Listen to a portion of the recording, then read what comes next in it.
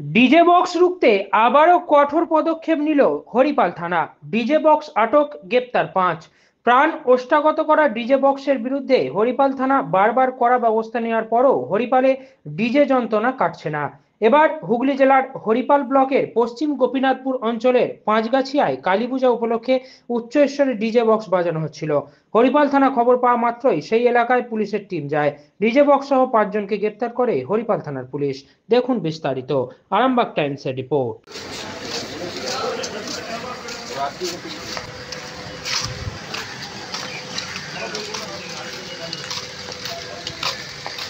আর দুজন করে